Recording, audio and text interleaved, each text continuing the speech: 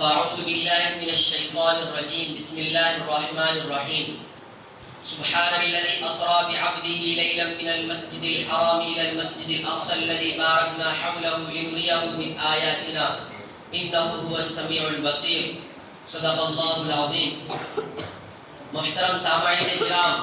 آج کی اس پررونق مجلس میں میری تقریر کا عنوان ہے اہل غزہ پر مظلومیت.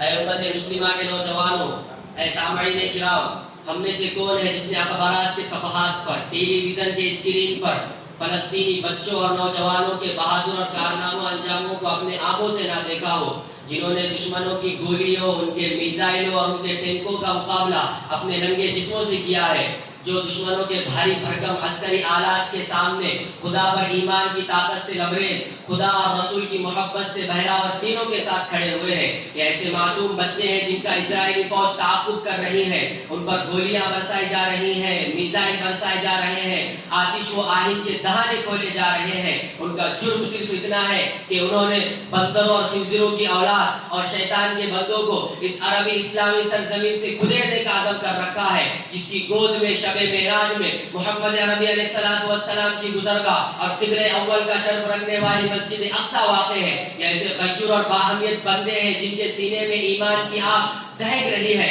اور غیرت اور خودداری کے عناصر سے لبریز ہے، لیکن وہ صہیونی حکومت جو ظالمانہ ہے، خبیثانہ ہے، مجرمانہ ہے، ستمگرانہ ہے، اپنے آتش و آہن کے دہانے ان اہل غزہ پر داغ رہے ہیں، اپنے میزائلوں کے نشانے ان اہل غزہ پر داغ رہے ہیں. یہ وہ غزہ پٹی ہے جس کے چاروں طرف اسرائیلی حکومت آتش و آہن کے دہانے کوڑ رہی ہے، لیکن ہم ہیں کہ خواب غفلت سے بیدار ہونے کے لیے تیار نہیں، نیند سے بیدار ہونے کے لیے تیار نہیں. ہمارا ایمان کمزور ہو چکا. اے امت مسلمہ کے نوجوانوں، ایمان تو اہل غزہ کا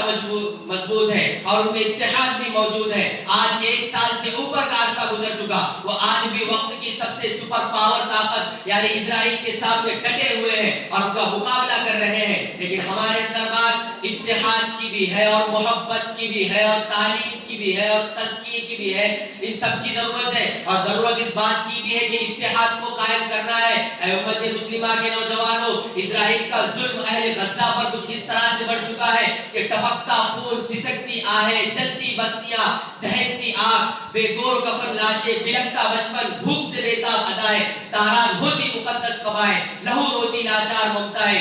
انسان کے خون کی بہتی ندیاں، ویرانی میں تبدیل ہوتی بستیاں، فضا میں بلند ہوتی روح فرسا چیخیں، اجڑتے محلات، جلتے مکانات. جی ہاں، ان سب کو دیکھنے سے اگر کسی چیز کی تصویر بنتی ہے تو اہل غزہ ہے. اے امت مسلمہ کے نوجوانوں، آج پوری دنیا میں ایک ابال ہے، پوری دنیا میں ایک کلیش برپا کر دیا گیا، پوری دنیا میں 3rd ورلڈ وار کی تیاریاں ہیں، پوری دنیا میں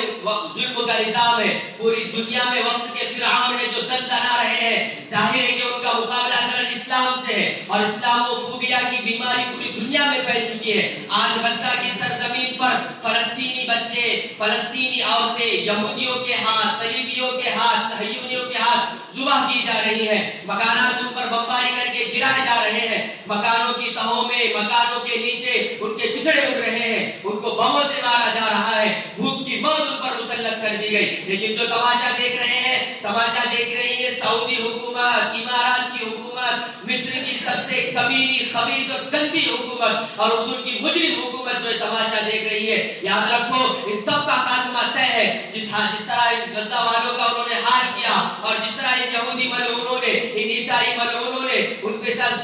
ساتھ ظلم کیا اور جس طرح ان کے ساتھ انہوں نے ظلم کیا اور انہی ملعونوں کی دوستی کی وجہ سے وہ اپنے بھائیوں کی مدد نہیں کر رہے ہیں، عورتوں کی مدد نہیں کر رہے ہیں اور عورتوں پر ہر ظلم ہو رہا ہے. تماشا دیکھ رہے ہیں. یاد رکھو، جو حال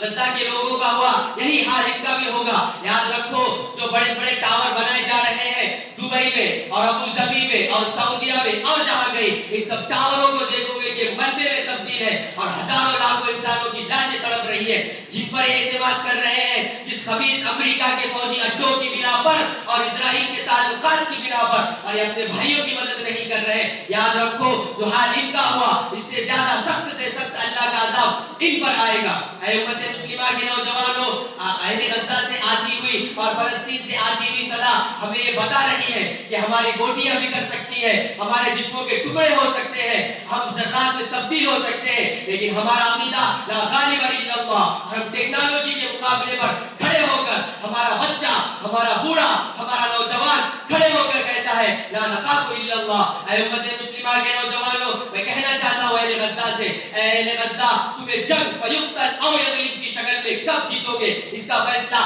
وقت کرے گا، لیکن دلوں کو تم جیت چکے ہو، اسرائیلیوں کے دماغوں کو تم جیت چکے ہو۔ تمہیں زمینی فتح کب ملیں گی یہ غیب کا علم میرے اللہ کے پاس ہے، لیکن تمہارے نظریوں کو فتح مل چکی ہے، اور دنیا ان تنصر اللہ ینصرکم ویثبت اقدامکم کا نظارہ اپنے آنکھوں سے دیکھ چکی ہے۔ یہ وہ مجاہد ہیں جن کا مشن یہی ہے، جس طرح مشن تھا ابو عبیدہ بن الجراح کا، اور خالد بن ولید کا، اور سعد بن ابی وقاص کا، اور محمد بن قاسم کا، اور محمد الفاتح کا، اور جتنے بھی فاتحین گزرے ہیں سب کا یہی مشن تھا، لیکن دنیا نے ان کو کچھ اس طرح سے پیش کیا کہ وہ تلوار لے کر چل رہے ہیں اور جنگیں کر رہے ہیں، اور اس کو بھلا دیا کہ وہ کس سے جنگ کر رہے ہیں۔ انہوں نے جنگ کی طاغوتوں سے، جابروں سے، ظالموں سے، وقت کے ٹھیکیداروں سے اور استحصال وصول کرنے والی طاقتوں سے انہوں نے جنگ کی۔ انہوں نے کمزوروں پر ظلم نہیں کیا، عورتوں پر ظلم نہیں کیا، بچوں پر ظلم نہیں کیا۔ یہی مشن تھا اور یہی مشن ہے ان مجاہدوں کا۔ اے امت مسلمہ کے نوجوانوں، میں کہنا چاہتا ہوں خبیث یہودیوں سے کہ میں مانتا ہوں کہ تم نے غزہ کو لہو لہان کر دیا،